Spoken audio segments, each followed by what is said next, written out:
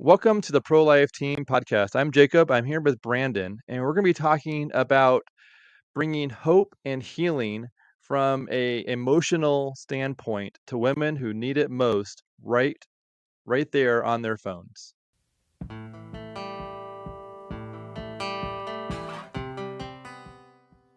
So, Brandon, I'm excited to have you on the ProLife Team podcast.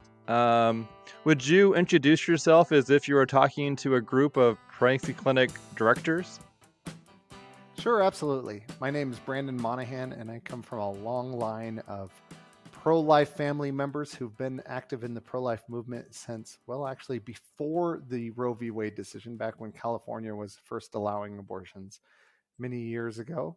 And through that line, my grandma, Virginia Evers, came up with the Precious Feet, and my mom and dad ran the business for a while doing both that and then Earn While You Learn. My mom came up with that. And then I'm just the third generation moving along, doing very similar stuff, trying to help pregnancy centers save and change more lives. Well, yeah. So I never really connected the dots that your mom started Earn While You Learn. 'Cause I know that you're working on the videos, like the new generation of Earn While You Learn, but I didn't realize that your mom had started that in the beginning. Did Yeah, she how what was that like? Like what's the history of Earn While You Learn? sure, absolutely. I mean, this really goes back to what pregnancy centers are now versus what they used to be. There was this time where most pregnancy centers were built on a handout idea, which is women would come and get a pregnancy test, and if they needed any supplies, there was a supply closet that was open. Obviously, that's showing the heart of the pregnancy care center movement, just this desire to meet the needs of the women coming through the doors. But it had a negative side effect that was certainly unintended, and that was that people would come in and they would treat it like a government program. It was not something they were thankful for. It was not something they were earning. It was just something that was there for them to grab. And it really didn't have a whole lot of impact other than filling those immediate needs. My mom saw this when she was running. She had three different centers, saw that as a problem and thought there's got to be a better way to do this. So originally, Earn While You Learn was built around this idea. She came up with a lesson. She asked her clients, "Hey, what do you want to learn about?" And then she actually would write a lesson each week. She'd write a new one, and that's what she would teach. And they would learn that, and then they would earn what's called mommy money, which I think mommy money is pretty familiar these days, but back then it was her idea and her alliteration to make that happen. And then they opened a boutique to have all kinds of awesome stuff for moms to shop for. And in the end, that changed pregnancy centers because the clients absolutely loved it. They loved that sense of pride in being able to earn the things that their family needed. They loved that relationship that they built with their advocates. Back then, they just called them counselors, but I know we've all changed to advocates now. So they really loved it so much that the number of women coming in and the number of opportunities to speak into lives exploded for my mom's center. At some point, actually around 5 modules, as we call it back then, there are 25 lessons. She said, "You know what? Other centers should be using this." And so she put it into a white binder, printed out some sheets, and shoved it in the front of it and called it Earn While You Learn. And after that, it took off. It was in around 1,200 centers and made a huge impact across the nation. Yeah. I would say so. It's like a staple of the history of the pregnancy clinic movement. Like yeah, it's almost universal, it seems like, when it comes to clinics having Earn While You Learn or something very similar, but usually Earn While You Learn. Yeah, Um, absolutely. Another staple, or it's almost, I feel like the baby's feet is like iconic of like I remember when I was first connected to a pregnancy clinic movement, or when I first got a pair of the baby's feet, I remember using them as like a tie pin. A tie Tack. pin. Yeah. Yeah, exactly. And I was thinking there's a different word for it for a moment, but I just remember that being also very iconic. And like for me, it was one of the very first pro-life symbols that I connected with. And I think for a lot of people, it seems to be like a doorway or like an iconic piece that just sort of Yeah. like symbolizes like a lot of what we do. Yeah, absolutely. As a matter of fact, the precious feet lapel pin was declared the international pro-life symbol back in 1975. So that's when you're saying it's iconic. It really is. That was my grandma who came up with that, and uh, God bless her. She has a great idea. She saw that picture by Dr. Seiko of a ectopic pregnancy at 10 weeks, and said, you know what, that is a picture that everyone should see. He actually, so he took that picture, and then a pro life club asked, "Hey, can we publish that in our paper?" And they did so in the San Diego Tribune many, many years ago. And my grandparents are from San Diego, and they saw that. And my grandma said, "Okay, everyone needs to see that." So she called her friend Phyllis Schlafly, who was running the Eagle Forum at the time, and said, "Hey, if I do this, if I invest in this, will you get some?" And Phyllis uh, immediately said, "You know what, we'll take 1,000." And so she was the first person to order. And after that, we've distributed over 20 million now of those. And it has become kind of a symbolic piece that says this is the humanity of the unborn. So the baby's feet were designed based on a 10-week, you said a 10-week-old Yeah, photo. actually, looking at that picture, I've got it right here to tell you the truth. This is the original picture of a 10-week-old baby's feet, and you can see Oh, wow. just the little toes and little feet. That's where that came from. And that was my grandma and grandpa.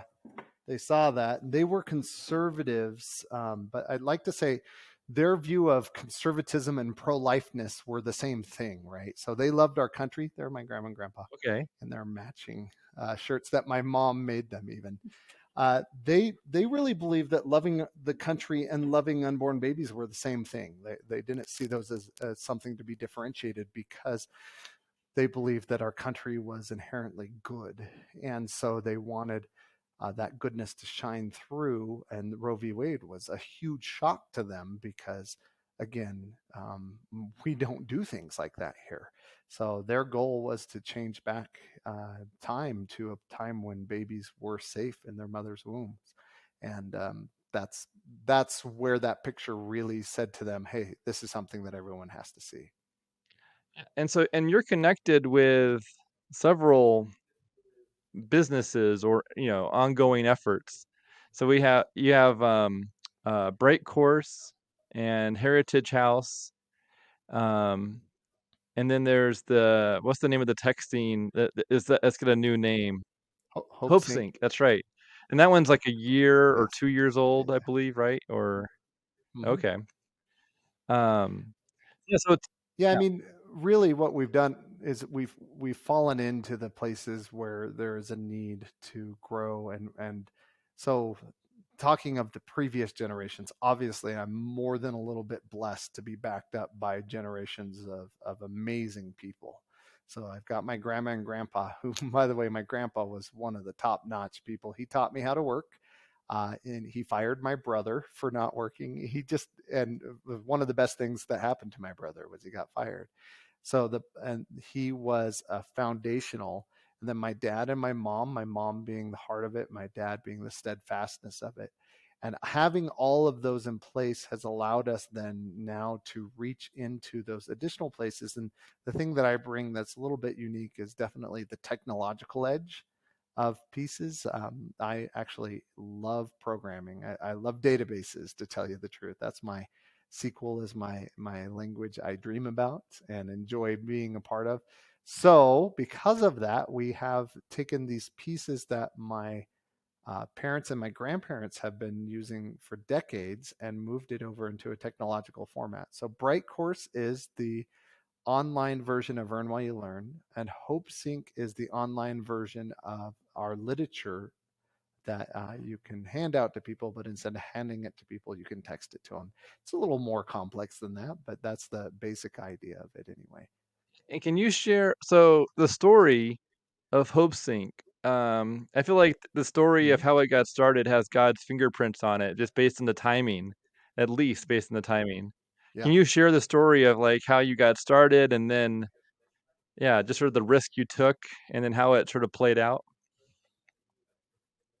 Yeah, absolutely. That's both HopeSync and Bright Course. So, of course, Um, Hope Sync started with Raul Reyes, who was the CEO of Choices in Phoenix. I think it may still have been called CPC Phoenix at the time.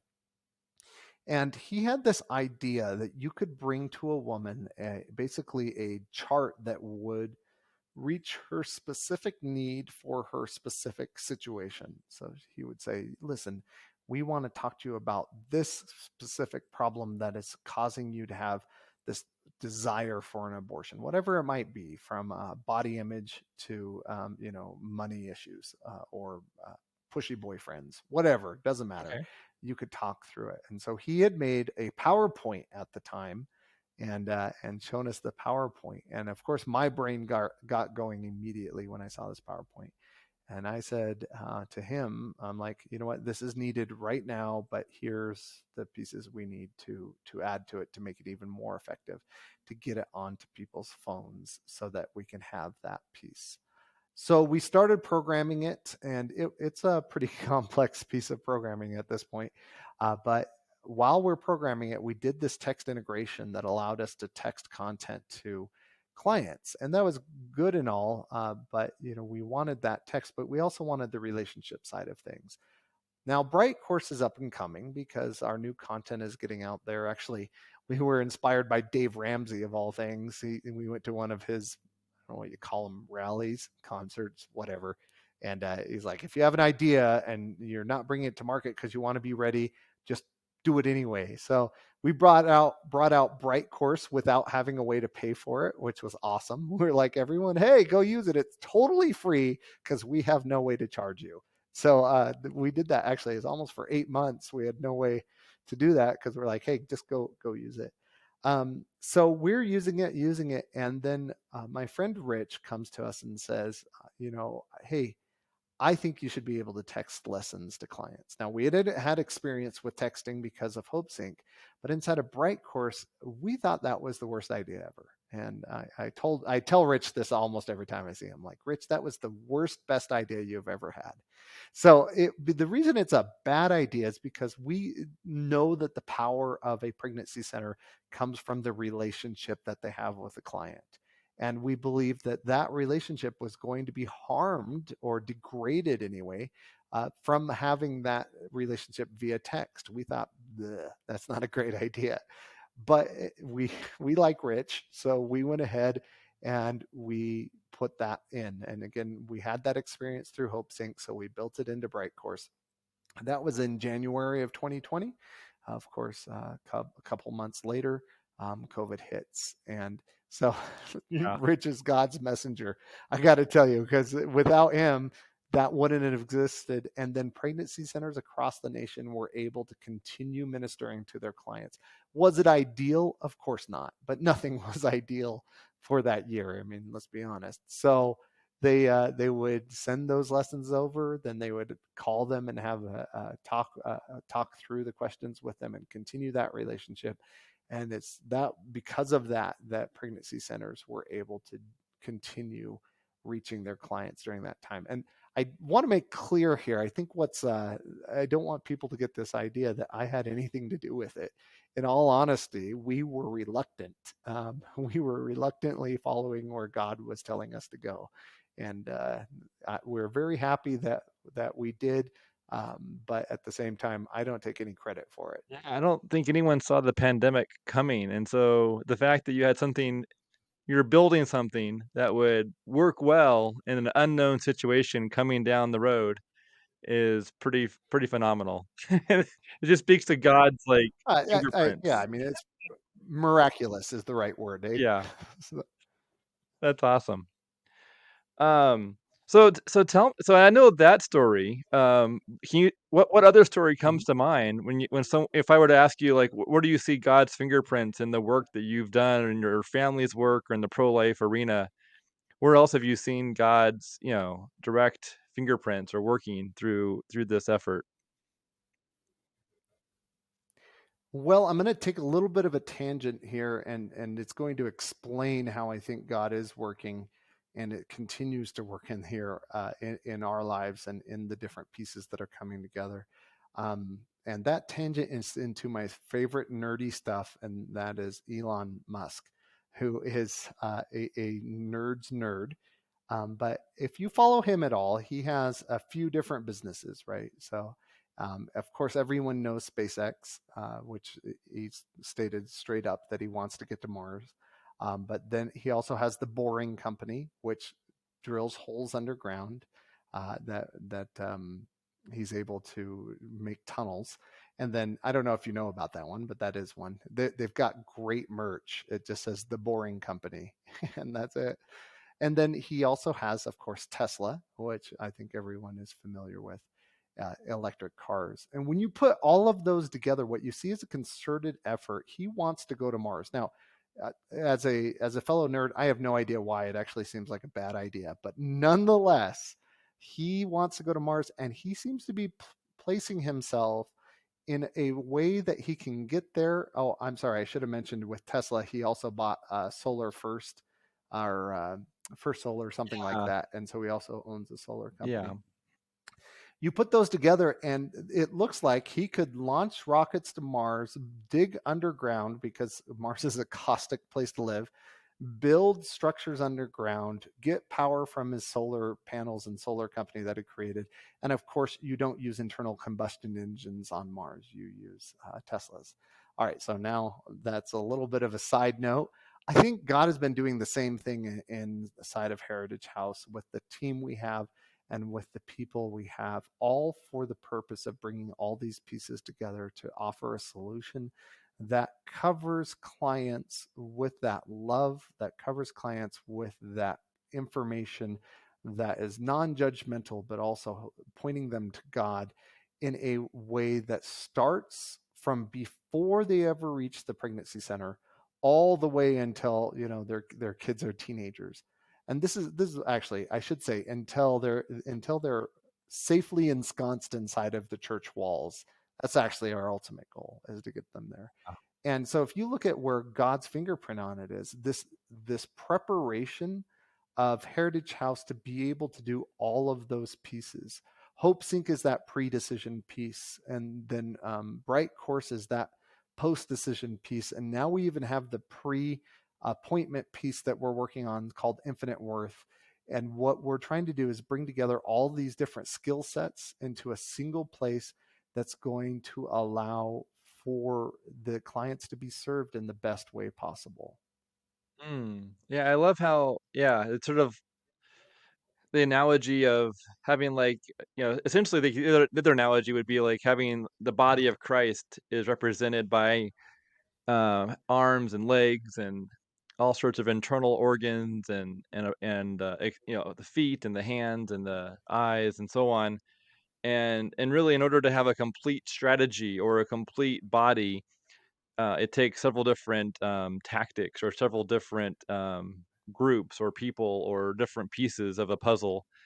And yeah, and really in the end, we're trying to change the culture of life is a full body experience when it comes to trying to help someone where they are, and then helping people, yeah, in order to get them into the church walls, essentially safe and growing and a healthy, healing place. Um, that's Yeah, a beautiful absolutely. And that's analogy of I God's fingerprints, really. yeah, my you mean Elon Musk is a I gotta say, I am such a nerd that I'm proud to have gone there. I just want to throw No, that no, out yeah, there. and it So makes I sense hope though, because he's everyone got a enjoys full that. set of tactics in order to try to take on like the major challenges of space travel and living on a remote planet with a very Yep. probably unfriendly ecosystem or no ecosystem, I guess. Uh, Yeah, that's true. um, yeah. So tell me, yeah. So Infinite Worth, that's a new entity. What's your vision behind hmm Infinite Worth? So Infinite Worth is a nonprofit, or not for profit, I guess is what people say. And our vision there is initially, and this is about as much as we want to say right now, but initially to act as a backup on the HopeSync side of things, to allow chats 24 hours with clients for that pre-appointment meeting. And this is really important. I believe that we have to respond to the new abortion pill availability. We have to respond to the tactics and the strategies being used by the other side. We have to respond in a way that's forward thinking and forward leaning so that we are reaching and having relationships with the clients even before they cross the threshold of the pregnancy center. And the pregnancy centers still play a vital, vital role here, but there's this necessity to reach them and to talk to them and to be available and to be right there and immediately able to answer their questions. Hopefully, even from we're looking to have nurses on call 24 hours to be able to answer their questions and work with them. This would be through HopeSync, where every single center has their own phone number. They can advertise and say that, text us, let us know, and we'll get this information to you immediately. And that's something that will be built into HopeSync so that you can have that backup and have that ability to have these people on call to back it up.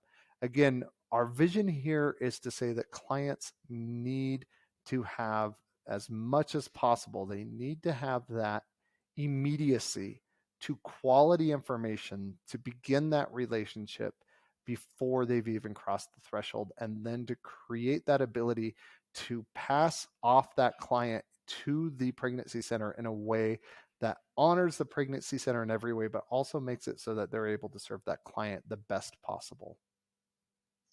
So Infinite Worth will start off by trying to connect with pre-clients in a chat type of environment. Does that sort of what sort of topics will you think will be covered in that kind of space? Yeah, I mean, anything. If you look at our Hope Sync, we cover, I think, 89 different topics that are possible for conversation. So we went to pregnancy centers across the nation and asked, I think it's 500 different centers, and asked, what are the things that your clients are feeling pressures them the most towards abortion? And we took those answers, we collated them, and then we responded to them in 3 to 4 different ways. We made these 2-minute videos, and those 2-minute videos would be either professional, i.e., someone like a lawyer or a doctor responding, or in some cases, a CPA. Then we also would have someone who's been through that situation responding and how it worked out for them. Then we have a scripted version, which is what we call the educational. It's got a bunch of references and whatnot. And then we also have literature and text written on it. And all of this is available inside of the chat to have that conversation. So you can send a 2-minute video directly over to them very quickly and easily so that they have that on their phones. So when you say the topics, it's basically every topic that would come up. The difference is, and here's the problem, a pregnancy center for many times is run on donations, it's run on volunteers, and they're not going to be able to be open 24 hours a day. As a matter of fact, a lot of them aren't going to be able to be open 8 hours a day all week long because they're smaller or whatever it might be. So what we're trying to do is answer that need and help come alongside the pregnancy center and say, we will be there for your clients. And then when you come in the morning, you can read the entire chat we had with them and see that, would they have an appointment to come in. So again, this specifically works for the Hope Sync, the people on the Hope Sync system, because it has that ability to chat with clients right now. But at the same time, it's going to give them that ability to get out there with a number that's it's associated with HopeSync, but not necessarily, like the client wouldn't know that. And so they'll go out and they'll advertise this and just say, hey, just text us at this number. And 24 hours a day, they'll have someone who's going to be able to respond. On top of that, we're building widgets that go on websites that will say, talk to a nurse. And they just click on it and they're immediately able to text with a nurse right then and there. So having that instancy, I think that's something that the immediacy that has come from the pandemic as far as medical care is a huge deal. And that's a response that we need to respond to. as a pro-life side of things, and be able to come and say, you know what, we're here, we're waiting, we're ready. We will be talking with you in within 30 seconds. You click that button, and we're there to talk with you. I know that a lot of clinics currently work with Bright Course and providing these kind of pieces. I think HopeSync, I'm not sure. It seems like HopeSync is newer, and so maybe I'm not sure what the percentage of clinics that are using HopeSync is, but um, when it comes to the infinite worth piece, and that's obviously just brand new. So how would Yes. someone go about, in order to connect with HopeSync or soon, or what, or I guess another question might be is when is infinite worth, when is the expectation that it might become available for someone to explore and use and try out? Yeah, absolutely. Our our drop dead launch date is April 1st, 2023. Okay. So that is our launch date. That we're going to be able to answer chats for pregnancy centers that are on HopeSync. So obviously, we have a long way to go. We actually do have an executive director who's going to be heading that up. She has a ton of experience in actually starting phone lines and chat lines, but she's she's hitting the ground running.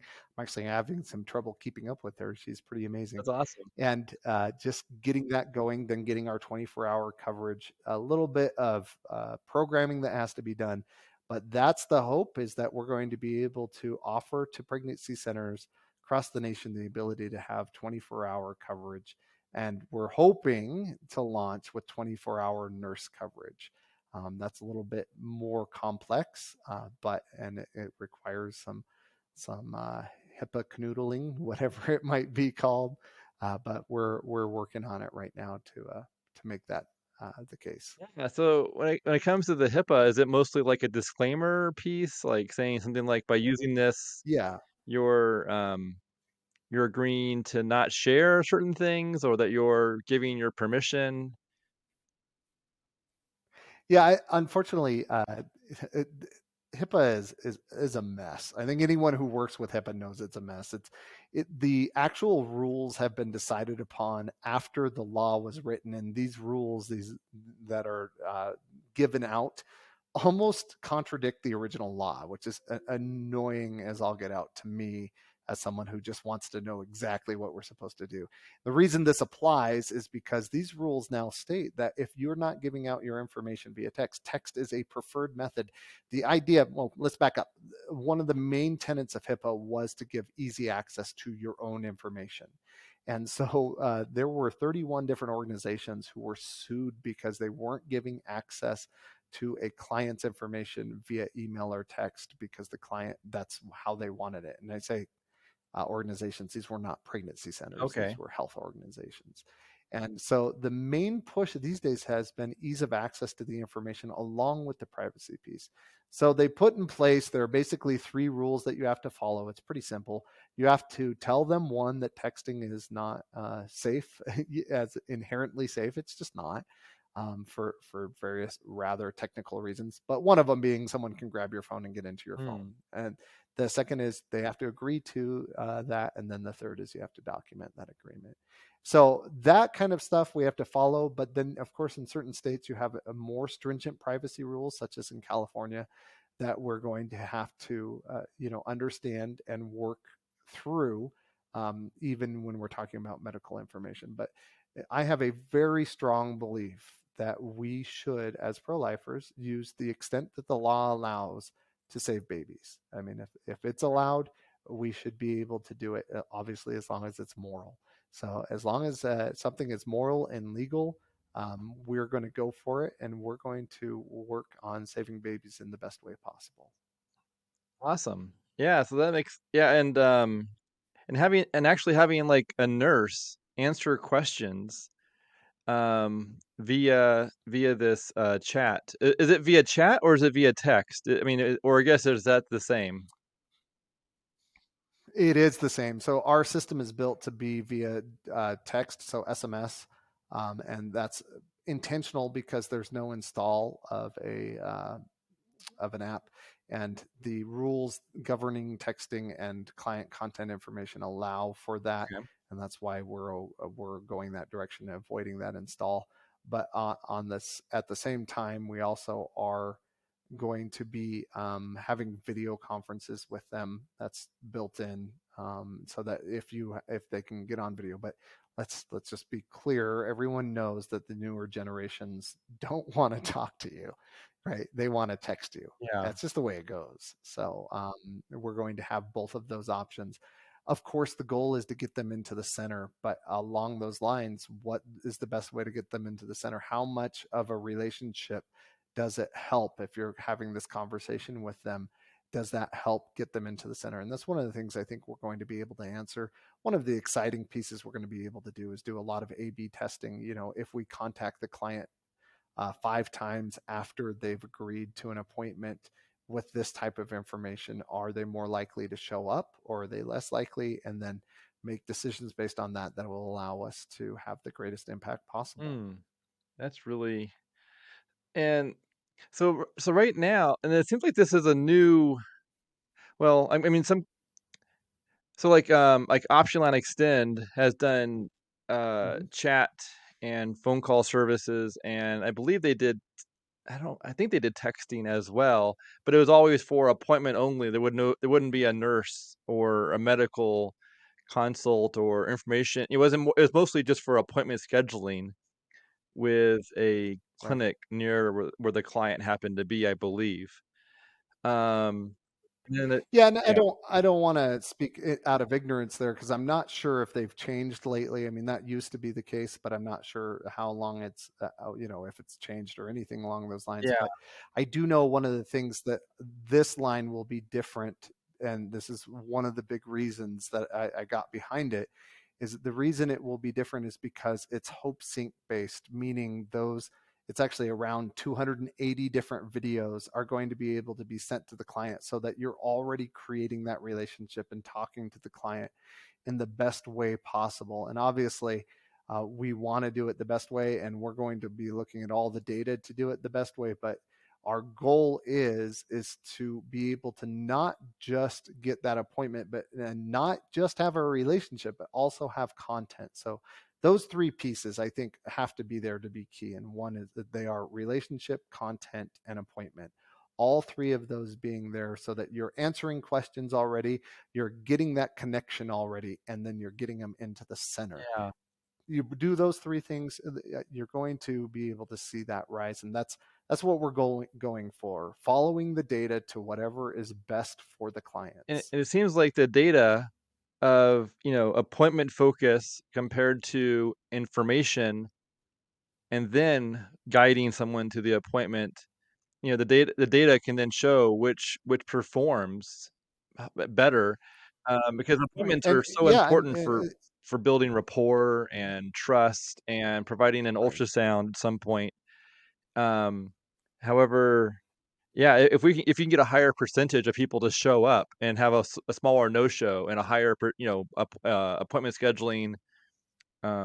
If the data shows that providing videos and information increases appointment scheduling and show up rates, then that's a way to improve on this really important part, which is drawing people into pregnancy clinics to have rapport building, ultrasound viewing, 85% changing their mind from thinking abortion to Right. thinking life. Um, and But usually it seems like the that rapport and trust is needed before providing life affirming information. So that's going to be a challenge to provide videos that are neutral or meet someone where they are without Mhm. maybe turning them away. And so that seems to be yeah, I'm not sure. Maybe the Yeah. data can show how that plays out, but it just seems like that's a bigger challenge than providing videos to someone who's already become a client. Yeah, now I'll actually speak to that specifically. We have a video that is not necessarily loved by everyone in the pro-life movement. It lists the pros and cons of your three different Okay. choices, right?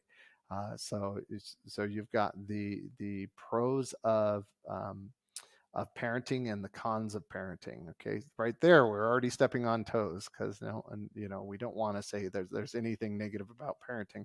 I have 6 kids. I got to tell you, there are some negative moments in life.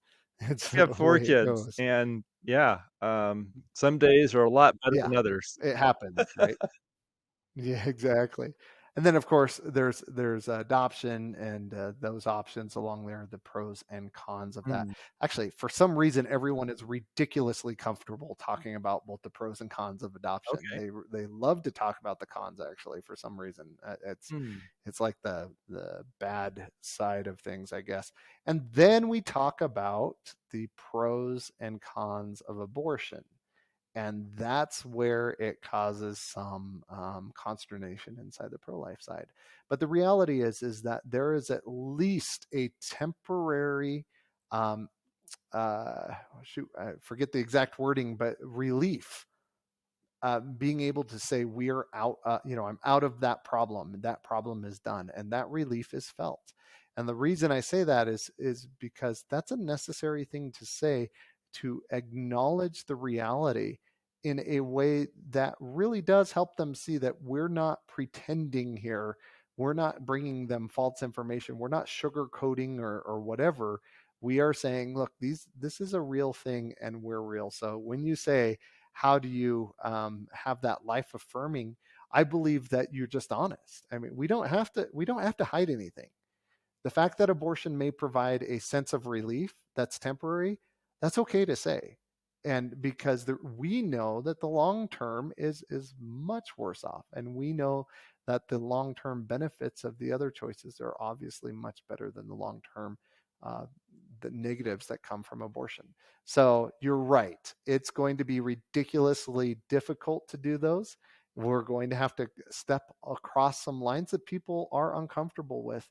But the truth is, we are not speaking to someone who's dead on pro life. We're speaking to someone who's considering having an abortion. And that being the case, we need to be speaking their language. We need to be speaking in the way that they will hear it best. And we need to be speaking honestly so that they do trust us because we're being honest. Yeah, and I'm not an expert in this, but my understanding is that there's a couple of different, like, ways to try and be persuasive. Like, there's, logos, which is, like, the logical, way of providing positives and negatives towards a decision. And then there's Mm. also, pathos, like the emotional, positives and negatives. And then ethos, which I think is it I'm not sure if it's credibility or morality, I forget, but also having pluses and minuses when it comes to making a decision. Um, so when it comes to, like, the backstory of how you decide which pluses and minuses to use, are you using logic or emotion or some kind of credibility or morality? Like, which type of decision making did you use for some of these videos, or does it cross multiple areas of emotion and logic and maybe Yeah, I credibility? love how you said that, Jacob, because we actually thought it through without thinking it through that way. Okay, But that's exactly what we have when we have the professional, which is the ethos. argument from Yeah, authority, right? So and then we call it relational, but obviously that's the emotional yeah, side of pathos. things. Okay, And then we have the educational, which is obviously the pros and cons. So yeah. ironically, what you just said is exactly what we did without even thinking. Well, So yeah, it's obviously we thought a little yeah, bit. natural truth can be arrived from multiple different Right. roads because it's true, and it's Exactly. sort of a yeah, that's the same way someone else figured it out. Yeah, someone else can figure it out too. But Yeah. So what I think we find though in a lot of cases, what's most effective is that ethos side, which is the emotional. okay, I'm sorry, not the ethos, the pathos, emotional. whatever, the pathos. Yeah, the one we didn't use those words, but yeah, the relational side, right? Someone's gone through that story, but I actually think there's a key here. I think most people need to hear the relational side so that they need to hear, and this is old sayings, right? But they need to hear that you care. They need to understand that you understand. And when they do Yeah. that, then they will hear what you think. So being able to hit it from that direction and being able to add that piece of it and do it, here's the other challenge, is do it in a professional way. So they have to feel cared for, but not feel cared for like they're going to their grandma's, which, I love pregnancy centers that are like grandmas. That's awesome. That's great. But at the same time, for a professional chat line that, where we're sending them that information, we do need to come off as also professional as well. So professionally caring for people is what has to be done. So we have to hit their emotions, help them understand emotionally what's going on, and then appeal to their higher intellect that comes out of that emotional trust Yeah. that's built And up. I think yeah, the emotional connection or relationship building connection, I think, is the right place to spend a majority of the effort and time and focus. Because I feel like when someone's in a crisis, logic is not something that they necessarily have the bandwidth, or they don't necessarily have the wherewithal to actually um, consider.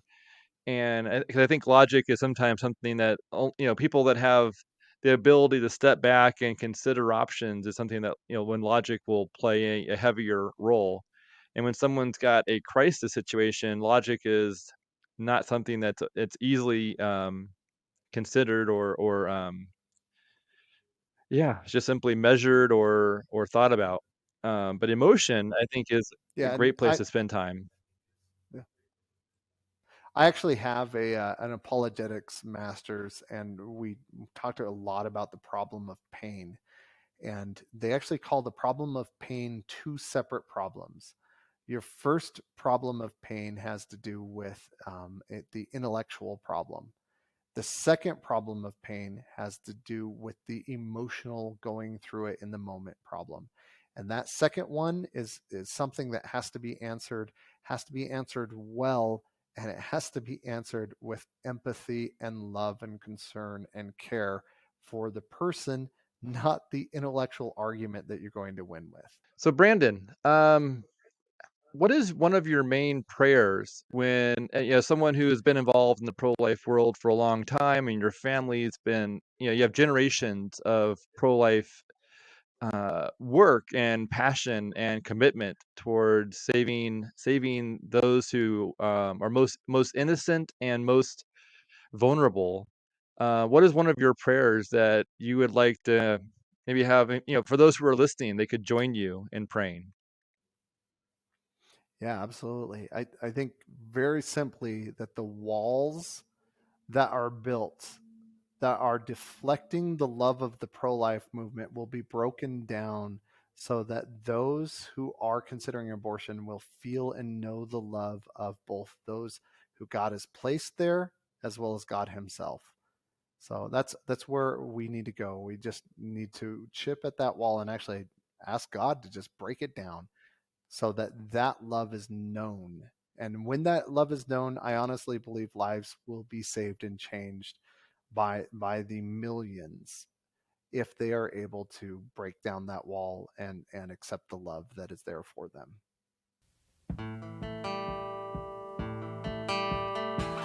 Our sponsor is Heritage House.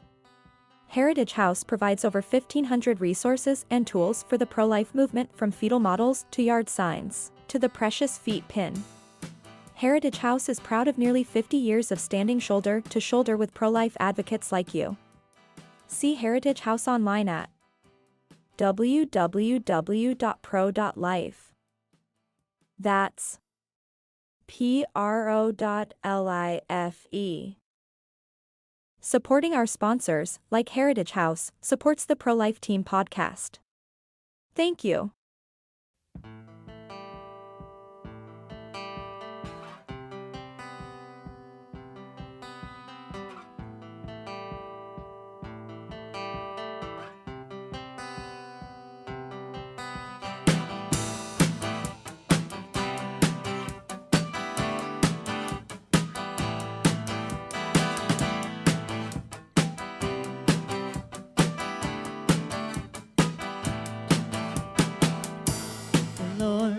shepherd, I shall not be in want.